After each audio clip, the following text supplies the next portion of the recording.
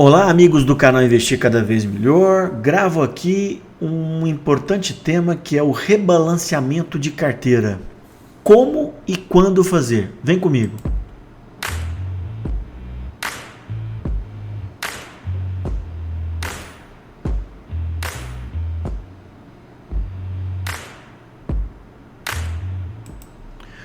Bom, então vamos lá?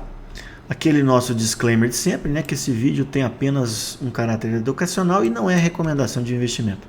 Então, quais são os temas da nossa aula, né? Para a gente chegar no rebalanceamento, a gente tem que ter alguns fundamentos básicos, né? Então, vou comentar sobre a diversificação, os principais ativos para a gente colocar na nossa carteira, quais são os passos da montagem dessa carteira. Eu vou comentar um pouquinho mais sobre uma carteira de médio risco e no final vou falar sobre o rebalanceamento propriamente dito e como minha carteira está preparada para essas eleições, né? Bom, então a diversificação, ao meu ver, é um ponto relevante na montagem de carteira, tá? A gente tem que colocar vários ativos, tá? A gente tem que ter na nossa carteira ativos não correlatos, né? Ah, se a economia for muito bem, um ativo vai bem, o outro vai mal e vice-versa. E também colocar ativos de proteção. Tem meu livro, né, comentando sobre esses ativos e também um vídeo já disponível no canal, né? Então a diversificação, pessoal, ela é um ato contrário à concentração. Eu acho que a concentração em poucos ativos ela é péssima, tá? E ela deve ser evitada. Então a diversificação é imprescindível, ela traz bons resultados, tanto por vários estudos, como eu posso garantir para vocês, eu até tenho 15 anos já nessa área. A diversificação ela dá equilíbrio, ela enfrenta diferentes cenários, a gente não tem controle sobre o futuro, nem sobre o market time. Então, sem dúvida, a diversificação ela é fundamental para o sucesso, tá? E aqui eu vou dar um exemplo para vocês. Então, por exemplo, Magazine Luiza.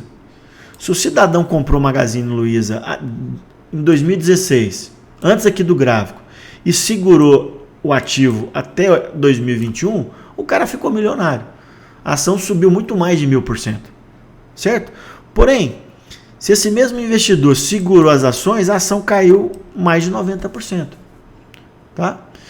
Então, o cara pode ter dado sorte, comprado aqui no fundo e vendido aqui no topo. Só que isso não é a regra, pessoal.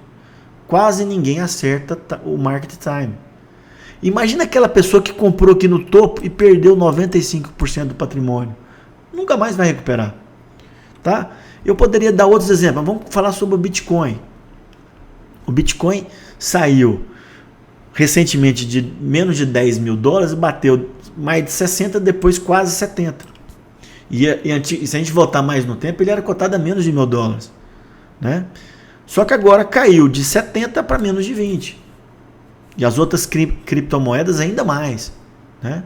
Então a gente tem que ter muito cuidado com esses ativos voláteis. A gente pode colocar uma pimentinha na nossa carteira, mas a gente tem cuidado e evitar totalmente a concentração. Isso aqui me dá muita tristeza, pessoal. A gente vê, por exemplo, que já tem mais de 10 milhões de brasileiros no mercado de criptomoedas e pouco mais de 3 milhões no mercado de ações. Então o brasileiro prefere muito mais arriscar seu patrimônio do que investir em empresas que vão crescer e vão pagar dividendos. Realmente é uma coisa que eu vejo com muita tristeza. Mas a mensagem principal que eu tenho para vocês aqui, pessoal, é que numa carteira a gente tem que ter muita diversificação para minimizar os riscos, tá? Bom, principais ativos. Então, como eu comentei, né, no meu livro, a gente tem 5 principais grupos que vão dar um futuro melhor para nós. Que é caixa? O que é caixa que eu chamo? São aqueles investimentos, por exemplo, Tesouro Selic, fundos DI, que tem baixo risco e liquidez imediata. Você vai investir em renda fixa, tanto títulos pré-fixados ou vinculados à inflação, públicos ou privados, fundos imobiliários, previdência complementar e mercado de ações, sempre no Brasil e nos Estados Unidos. E para proteger sua carteira principal, a gente vai colocar alguns ativos que vão te dar uma certa proteção. No Brasil, ouro e dólar americano. Ok? Ah, Marcelo, e a criptomoeda? Eu tenho um ETFzinho de criptomoeda, só que numa parcela muito pequena do meu portfólio. Hoje corresponde em torno de 0,3%. Nunca mais de 1%. Nunca. Tá? Então, pessoal, no meu livro, no meu site, tem várias aulas sobre assuntos diversos para você aprender a montar a sua carteira. No futuro muito próximo eu vou comentar sobre vários detalhes de conceitos básicos e relevantes na Bolsa de Valores. Ok? Bom, então passos para a montagem de uma carteira.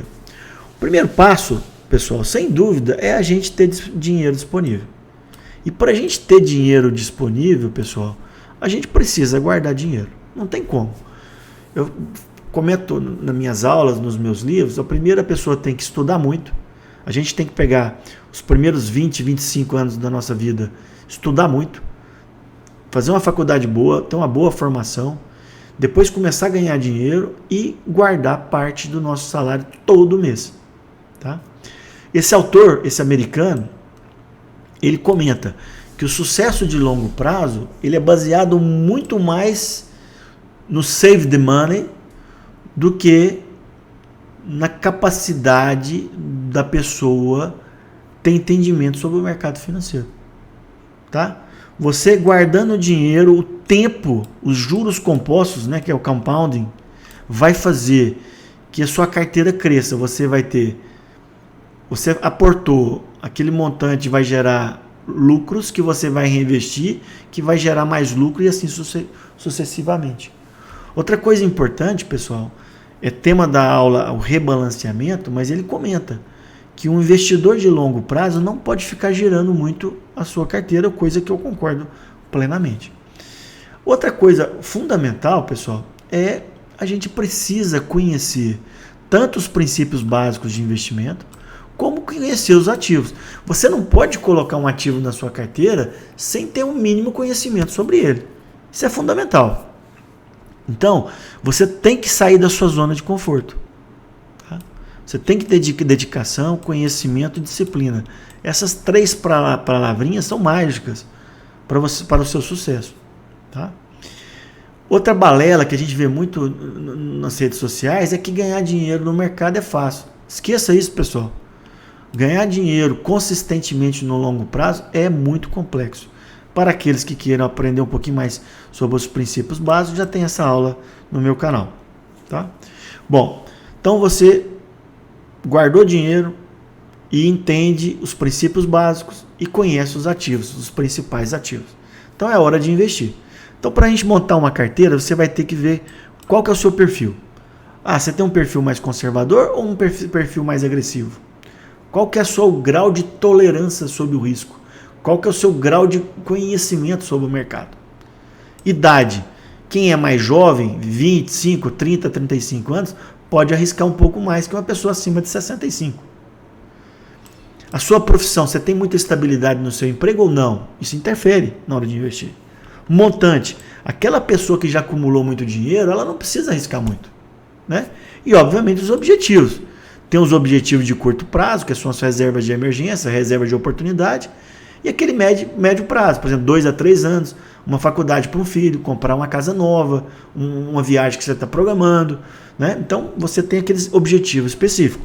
E para isso, você tem que ter uma carteira que contemple todos esses objetivos. Tá? Então, eu coloquei aqui para vocês então, uma carteira de baixo risco. Para quem que eu recomendaria, indicaria uma carteira de baixo risco?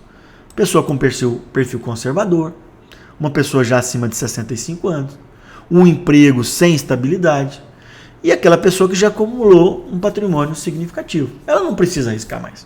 O que ela quer é ter uma carteira que supere a inflação. Tá? Por outro lado, a gente vai ter a carteira agressiva, uma carteira de maior risco. Né? Então, a pessoa inclusive vai poder até colocar em derivativos, se ela tiver conhecimento. Então, para quem é recomendável isso? Pessoa que tem um perfil mais agressivo, pessoa que é mais jovem, pessoa que tem estabilidade no emprego, por exemplo, um funcionário público, e aquela pessoa que tem baixo patrimônio, que precisa crescer o patrimônio no longo prazo. Tá? Então, para essas pessoas você pode arriscar.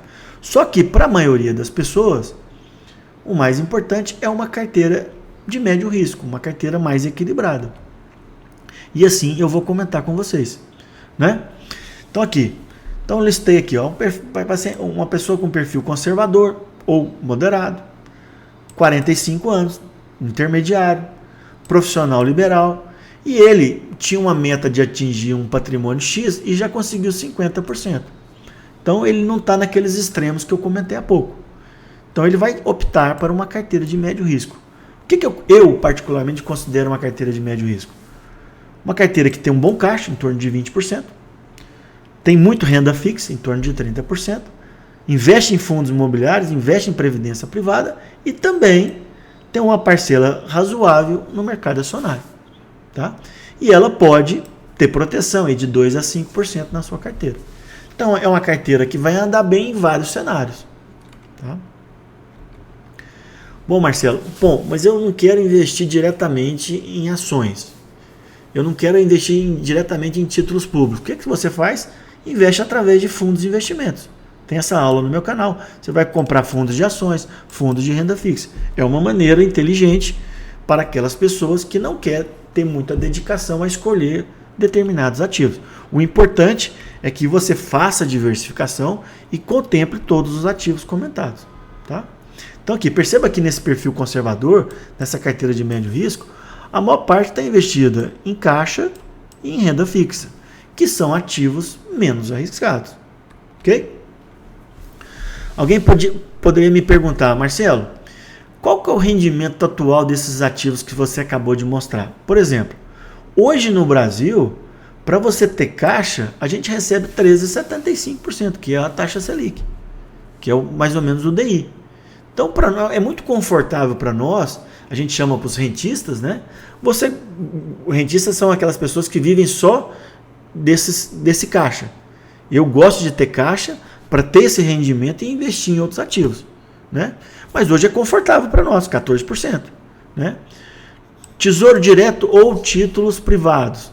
Os pré-fixados estão pagando em torno de 12%. Você tem pré-fixados de bancos médios pagando 14%. A gente tem que ter cuidado com isso, que eu já gravei sobre isso.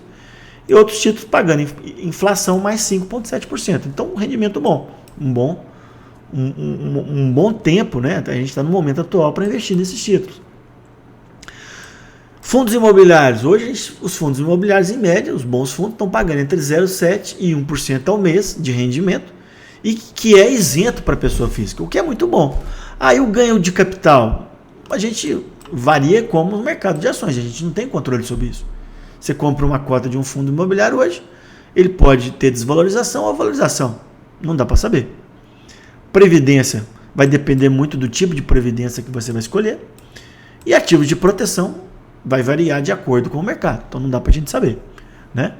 Agora, a gente tem que entender, por exemplo, o mercado de ações, a gente não tem o controle, mas quem investiu meados de julho e vendeu aqui meados de agosto, ganhou 20%. Ah, Marcelo, você acabou de falar que não tem market time, mas quem me acompanha no canal, eu falei, em junho e julho, que a gente estava num bom momento para aumentar a carteira de ações. Como eu falei aqui também, a gente aproximando dessa resistência, que a gente estava numa hora boa de reduzir o mercado de ações.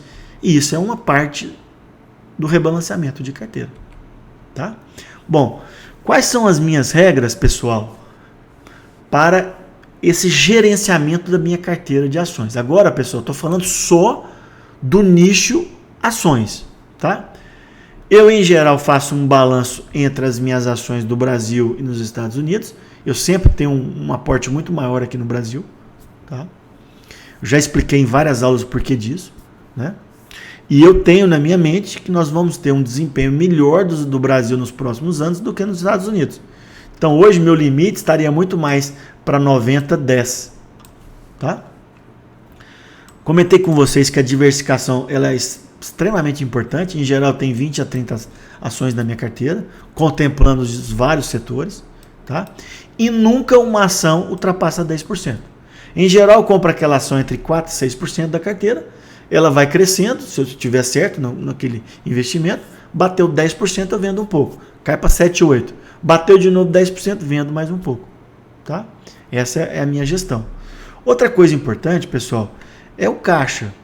Eu cada vez mais tenho colocado meu dinheiro em caixa por dois motivos. Por isso, primeiro porque está pagando bem. 14%, quase 14%, acabei de mostrar. E outra coisa, gente, além da minha reserva de emergência, eu quero aproveitar aquele dinheiro para colocar no caixa e quando eu ter oportunidade em renda fixa em ações, eu comprar ativos mais baratos. Essa é a lógica de você ter um bom caixa. Tá?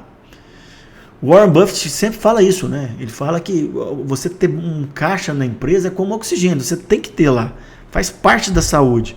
E a outra coisa extremamente importante, pessoal, é a gente saber fazer realização parcial de lucros. Isso é uma coisa que os novatos têm muita dificuldade e que eu vou gravar uma aula, não gravei ainda, mas vou gravar essa aula para vocês. Isso eu acho que é um aspecto muito importante para o sucesso do investidor no longo prazo. Porque a gente investir no longo prazo não é você comprar um ativo e esquecer. Ah, comprei tal ativo, nunca mais olhei. Não é assim que investe. A ideia nossa é segurar esse ativo por muito tempo. Só que a gente vai ter que fazer ajustes. Por exemplo, um ativo que eu tenho na minha carteira, que é a Vale. Eu já comprei Vale a R$6. Já vendi Vale a R$120. Certo? Hoje ela está cotada em um pouco mais de 65. Então a gente tem que fazer esses ajustes de tempo em tempo. Não é porque eu gosto da empresa que eu vou mantê-la por longo prazo que eu não vou fazer esses ajustes. Tá? Eu faço os ajustes semanais, às vezes mensais, mas eu recomendo para quem não lida no dia a dia com o mercado um acompanhamento mínimo a cada 3 meses. Tá? Em que situações, Marcelo, que você faz realização parcial? Por exemplo, o Ibovespa subiu mais de 15% num curto tempo menos de um mês, como eu mostrei para vocês. É hora da gente vender um pouquinho das ações que a gente tem, porque subiu muito rápido. Nós tivemos um ganho de 20% em um mês, coisa que a renda fixa vai demorar um ano para dar o retorno. Ah, vender um pouquinho de ações, você pode colocar no caixa ou comprar renda fixa, por exemplo. Tá? Ah, o Ibovespa, Marcelo, não subiu tanto, mas uma ação específica na sua carteira subiu mais de 30%. E às vezes ela tocou aquele limite de 10%. O que eu faço? Vendo um pouco. Eu ganhei 30%, pessoal, é muita coisa em pouco tempo. É hora de vender um pouco, não vender tudo. Ah, mas quanto você vai vender? 20%, um terço, metade? Aí vai depender de cada um. Eu usualmente uso, tanto para comprar como para vender, eu uso 3 tranches, né? 3 parcelas. Quando eu vou sair de um ativo, por exemplo, bateu lá, eu vendo um terço, se ele continua subindo, subiu muito, eu vendo e fico com a metade, para o longo prazo. Tá? Bom, passemos então agora para o rebalanceamento propriamente dito. Bom, isso aqui é extremamente importante. Apesar do tema, a gente tem que saber que é o seguinte: a gente não pode fazer movimentos bruscos na nossa carteira. Se a gente tem que fazer, é porque a sua carteira foi montada erradamente. Ou você colocou muito risco na sua carteira onde você não queria, ou você concentrou demais um ativo. A gente tem que fazer ajustes finos na nossa carteira, tá? Olha essa frase desse economista: você investir é como você ficar olhando para a grama, ela vai crescer muito lentamente, devagar, sem muita rapidez. Se você quer ganhar muito dinheiro rapidamente, vai para o cassino. Investimento é outra coisa, tá? Outro cuidado que vocês têm que ter é sobre os kits ações que a gente vê aí nos sites de investimento, nas redes sociais. Ah, se tal candidato ganhar, o kit é esse. Se o outro candidato, o kit é esse. Eu sou totalmente contra isso. Totalmente. A minha carteira de ações ela está baseada no longo prazo, em bons ativos, contemplando todos os setores. O que eu fiz recentemente, eu vou mostrar para vocês no final, é o que? Eu reduzi um pouquinho minha carteira em ações, porque eu acho que a gente estava vivendo um momento delicado. E aí eu aumentei posição em caixa e em renda fixa. Tá? Mas eu não fiquei escolhendo a ação porque tal candidato vai ganhar ou o candidato B vai ganhar. Tá? Então, conceitos de balanceamento. O que é, quando fazer e como fazer. Bom, então o que é muito simples. Após um período de tempo, que pode ser um mês, 3 meses, 6 meses ou um ano, vai depender de você. Eu faço com mais frequência, mas eu acho que o investidor ele deve fazer entre 1 a 3 meses, seria o ideal, no máximo 6. Tá? Você vai reajustar a sua carteira. Você vai corrigir distorções, certo? E vai voltar os objetivos iniciais. Por exemplo, você tinha 20% de ações, aí a bolsa subiu 20% que eu acabei. Você tem que vender um pouco para retornar aquele objetivo inicial. E aí você vai e reinveste em outros ativos. Ah, Marcelo, tem um tempo que você faz? Acabei de falar, não dá pra gente falar. Pode ser um mês, pode ser 3 meses, vai depender de cada um. O que é importante, a gente tem que evitar mudanças bruscas constantes. Ok?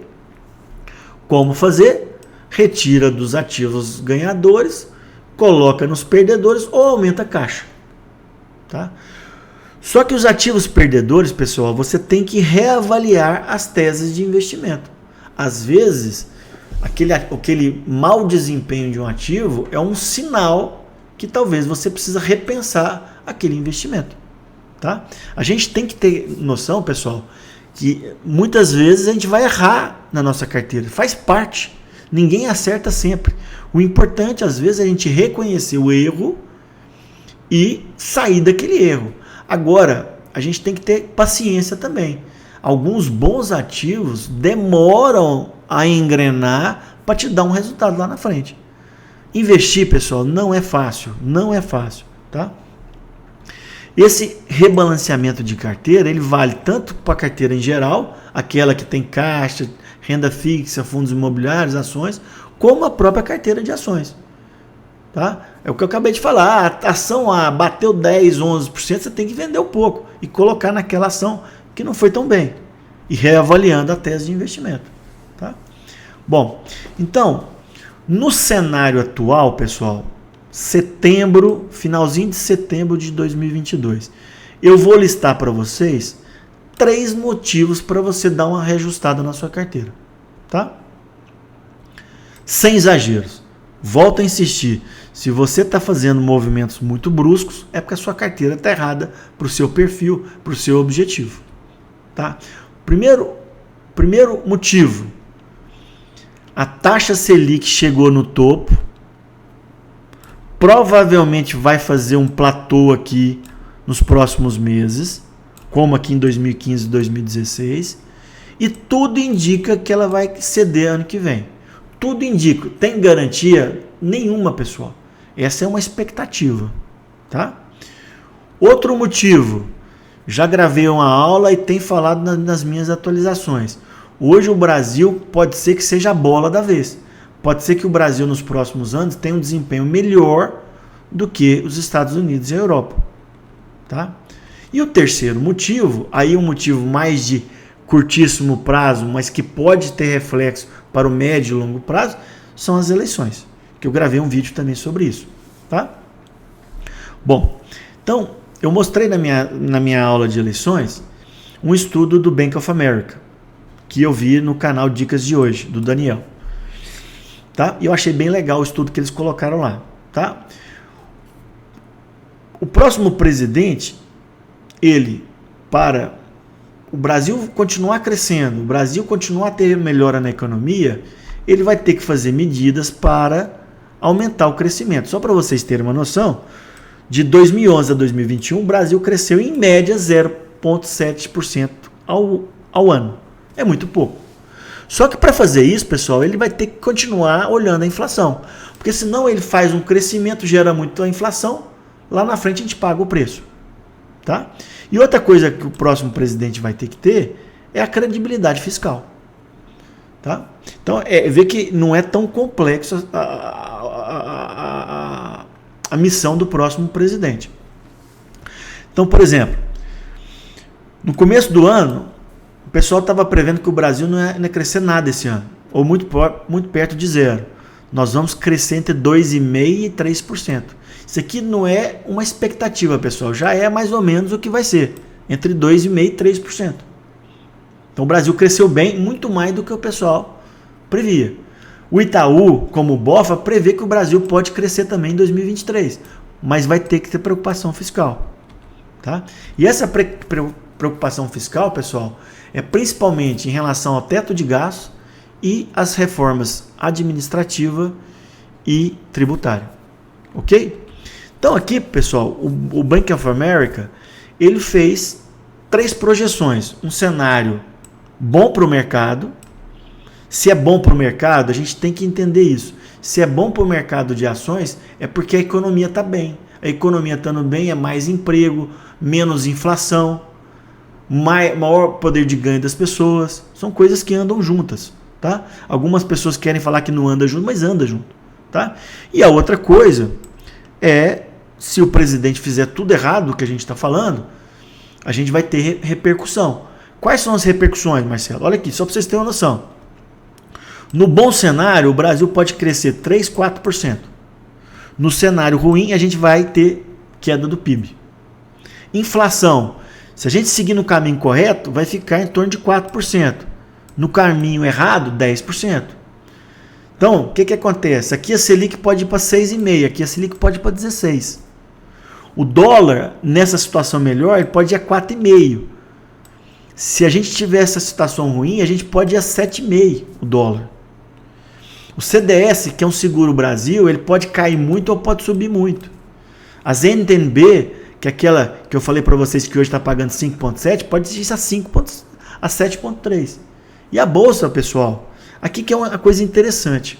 No pior cenário, a Bolsa, que hoje está cotada a 108, ela pode cair aí para 95, 100, 105. Então, ela tem um espaço pequeno para cair. Mas se a gente for para o cenário melhor, a gente pode ir para mais de 150 mil pontos. Então, pessoal, aqui que é importante, que a gente tem que equilibrar a nossa carteira, não por curtíssimo prazo, mas para esses cenários, que são possíveis. São expectativas. Tá? Bom, qual que seria o melhor cenário agora na eleição? Que eu particularmente considero utópico. É que nós tenhamos eleições tranquilas, que o próximo presidente seja eleito sem contestação, independente de quem ganhar, que o próximo presidente sinalize uma boa equipe econômica, eu já vou falar sobre isso, que tenha um compromisso fiscal fazendo as reformas, e para isso ele precisa ter o apoio do Congresso. Esse é o melhor cenário. Vai acontecer? Eu acho difícil, mas pode. Tá? Sem dúvida, pessoal, o pior cenário seria um terceiro turno. Seria o próximo presidente eleito ser contestado pelo que perdedor e a gente começar a ter manifestações nas ruas. E isso seria o pior cenário. Isso aí eu acho que pode levar a um bear market com todas essas características muito já para o ano que vem. Tá? Bom, por outro lado, a gente pode ter um cenário intermediário, pessoal. Né? Então, por exemplo, na semana passada, a gente teve na composição do ex-presidente Lula o Henrique Meirelles, que é um cara extremamente respeitado pelo mercado financeiro. E ele já foi do governo Lula e do governo Temer.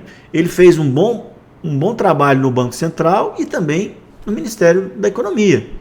Né? Só para vocês terem uma noção, no dia que o Meirelles apareceu junto com o Lula agora recentemente, a bolsa que estava caindo subiu quase 3%.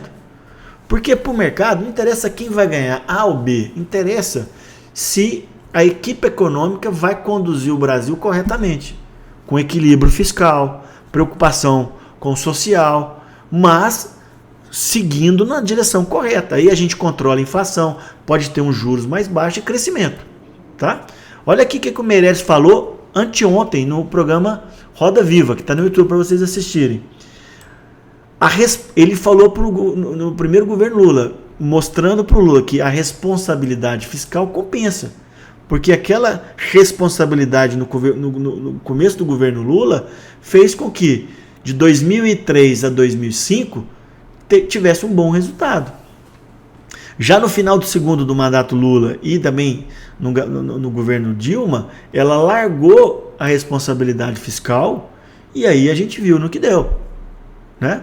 Então assim, será que o próximo presidente que é eleito seja o Bolsonaro, seja o Ciro, seja qual o compromisso fiscal que ele vai ter. Qual que é o compromisso com as reformas? E isso a gente vai ver que os ativos e aqueles indicadores vão seguir. Tá? Outra coisa legal que o Meirelles falou, o programa social, o melhor programa social é a criação de empregos. E a gente tem visto, né? O desemprego no Brasil saiu de 15% para 9,1%. O ministro Paulo Guedes a gente já conhece. Vocês podem criticar, podem gostar, mas ele, nos últimos 3 anos e meio, poderia ter conduzido melhor se não fosse a pandemia e outras coisas, mas conduziu o Brasil para um caminho que o mercado gostou. Ah, furou o teto? Furou. Mas a gente tem que lembrar que o cenário de 2020, 2021 e 2022 na pós-pandemia foi muito ruim. O governo cometeu erro? Cometeu. Só que a gente está indo num direcionamento certo, tanto é que o PIB nesse ano está crescendo quase 3%. E eu mostrei para vocês, a inflação está baixa, está caindo, né, já teve muito mais alta, e a gente está próximo de uma redução da Selic. Então, pessoal, tirem a paixão política do lado e prepare a sua carteira para os diferentes cenários. Ok? Bom, então aqui. Então, o que eu estou pensando? No curto, nos próximos meses e no médio prazo. Vamos colocar os próximos 2 anos. Tá? Acabou as eleições. Terceiro turno, já comentei. Desastre para o Brasil e para o mercado. Desastre. Nós vamos cair o PIB, a inflação vai estourar, o fiscal vai ficar péssimo, ruim para todo mundo. Tá? Bom, não teve o terceiro turno, o que eu espero para o curtíssimo prazo? Com a economia atual, que a gente vive uma situação boa, tá? Eu espero, se o atual presidente ganhar, a continuidade do que a gente está vendo. Então, o mercado deve reagir bem.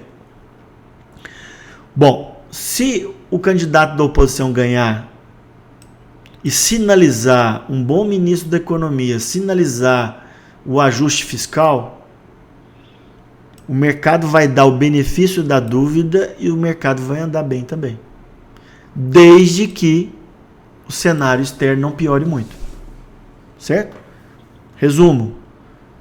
A gente não tendo o terceiro turno e qualquer candidato que ganhar sinalizar o rumo correto, a gente vai ter um bom desempenho nos próximos meses. Tá?